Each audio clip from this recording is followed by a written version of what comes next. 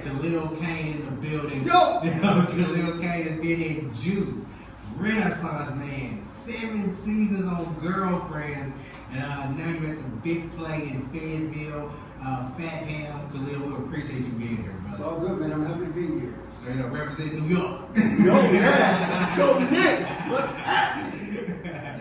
Man, Khalil, let's get to the play. I'm hearing that Fat Bottom has like a Shakespeare connection. Can you kind of tell us about that? All right, Fat Ham. This play was written by James Irons. It is a Pulitzer Prize-winning play. Okay. Just was on Broadway this past year. It is a reinvention of Hamlet. Hence Fat Ham. I get you. So if Hamlet was black, queer, and at a cookout, that's what it would be. Like. So essentially, like, if Shakespeare gave us the play Hamlet and said, all right, I want you to just read the play and then retell the story however you want to tell it, you know, from like your point of view, you know, and he did the same thing to me. Like, we would have 2 different plays. Okay. Because you come from some place different from me, you know, and that's what James did. He wrote his play from his point of view, you know, and it's hysterical. It's really funny. That's what I'm It's hearing. wild. It's a wild ride. Okay. And talking about Fat Ham, and you play 2 characters in the play. So can you tell us about that? I know it's kind of different. Are the characters similar? How do you approach them? Well, they're related. They're brothers. Okay. So I play Rev and I play Pap. And Pap is newly deceased. Okay. And Rev has married his wife. Okay. So Get to the drama. As soon as his brother died, he married his wife. Okay. And the son, Juicy, who essentially is Hamlet, is not feeling it at all. I would bet. I would bet. So my ghost, his daddy's ghost, comes back and tells him that he has to avenge me. You gotta avenge me, son. We ain't going for This this. is wrong. and the play unfolds at the cookout. At the house. Cool. It's wild, bro. And you running back and forth playing these characters. Yeah. That's cool. Now, I seen that the director of the play, Montez Freak, you were talking about him in a previous interview, and you said that he wants the character to be likable, but they have a dark side. So can you tell us how you're doing that with the audience and making them kind of root you on, but still present that dark side? Like I was just talking about, when I read the play, this ghost is coming back. He's pissed off about being knocked out, being knocked off in jail. Like there's a lot of dark stuff. I really interpreted it more literal. So my first take on it, I saw all this fun stuff was going on. I thought my job was to bring like the darkness of it. Okay. The scary parts. And Montez was like, no. We trying to keep it light. I was like, oh, my bad. So it was interesting to try and figure out how to tell the story, which is dark, but in a way that's really funny. And I think black folks are professionals at that, turning dark into light. And just as an actor, did you appreciate that challenge? That you sing it one way, but had to kind of adapt and do it another way? At this point, that's what it's all about. I mean, that's why I'm here doing the play. Theater is challenging. Theater makes the TV stuff, the film stuff better.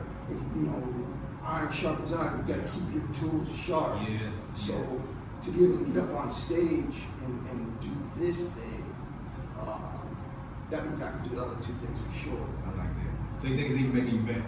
It has, and it always will.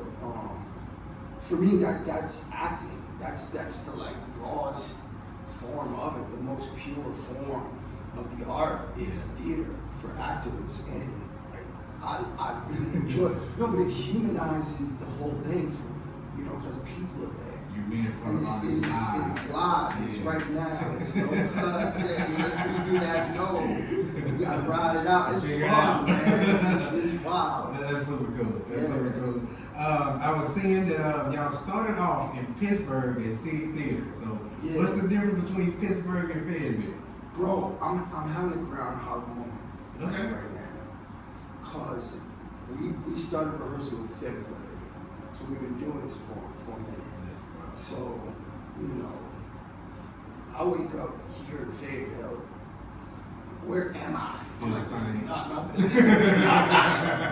And we're doing this play that we've done 100 times, and it's like, did Pittsburgh really happen? Or was I dreaming that we did this play in Pittsburgh? We've always been doing it here. Or did, I mean, it's just weird at this point.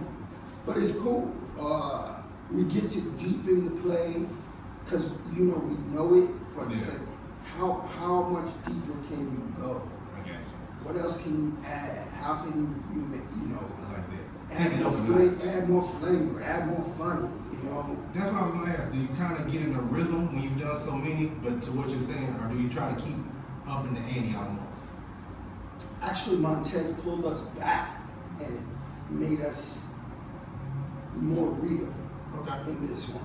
He was like, y'all have kind of really hit the ceiling. We really went for it on the front part. Pittsburgh, we were wild now.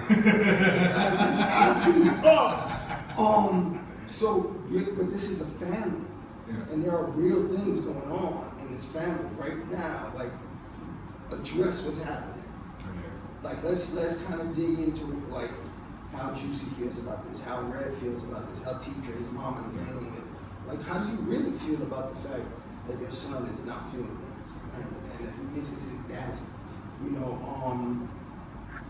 Montez Freeland is really smart and talented. I've enjoyed working with him as a director. I look forward to working with him again. Cool. He's one of them cats like that whenever he's doing something, he's like, Khalil, I want you to come in on something like that. Just because I know I'm going to learn something, I'm going to get better. I like that. Somebody's pushing you and making you, bringing more out of it. Yeah. But he does it in a way I can't say that. Honestly, I've never worked with a director with that much patience and like compassion, because he's also an actor. So he knows what we're dealing with. So when you have, I mean, this play is funny, but it's heavy. It can be triggering. So, you know, for him to understand that, I remember one day in rehearsal, he said, y'all are not machines. Take your time. And I was just like, you know what, thank you. It's not many people that understand that. They just keep going and going and going. Right. Yeah, because there is a finish line. Yeah. Like, we're opening on this date. Like, you know? And a lot of people let that get to them and push a little too hard sometimes when you're having a creative process going on. Like, that doesn't happen automatically all the time. Yeah. You have to be able to create. And talking about the heavy themes of the show, how do y'all address that and still keep it funny? James Iams, the playwright. This is a Pulitzer Prize winning play for a reason. He also brilliant. The fact of him able to, like, cleverly with very simple language, handle the subject matter in a way that causes you to really consider walking in somebody else's shoes. I like that. Across the board.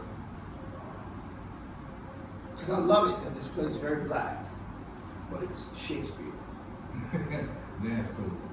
So we're pulling from something very Western Sid, but it's real black. Like, I would say something else. but like, it's really a black play. Like, they in the backyard, you know, at the cookout, this fam, and so we saying what we gonna say. You know, when you with your cousins and your aunties, and the conversation's different. The conversation's real different. Yeah, it's fun, man. And it's exciting to hear the audience laugh out loud like that. Yeah. You know, it's a good time. Yeah, at a real time, people being real and they're connecting with that. Well, most of the audiences in Pittsburgh and in Fayetteville have been predominantly white. So they're kind of being let in on an experience. They're American, so they know what it is, but it feels very intimate,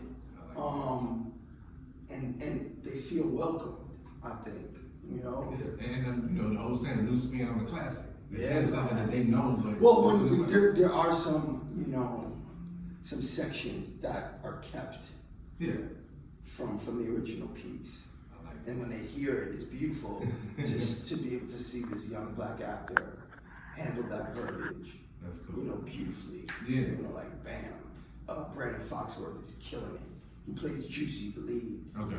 Yeah, it's nice work, man. I love it. I love it. Khalil Kain, we appreciate you being here, man. You get me Good. extremely excited Bruh, about that. come see the play. Yes, yeah. We are at Theater Squared till May 12th. May 12th. So folks, come check it out. How often do y'all do it? Every day but Monday. Every day but Monday. Yeah. Okay. Twice on Saturday. Okay. And like your boys in town for a minute. Come check me out. I don't know when I'm gonna be back. For sure. You know, we gotta get you back for a basketball game, Khalil. I would love that, man. Yeah, Coach come Cal, around. that's gonna be hot.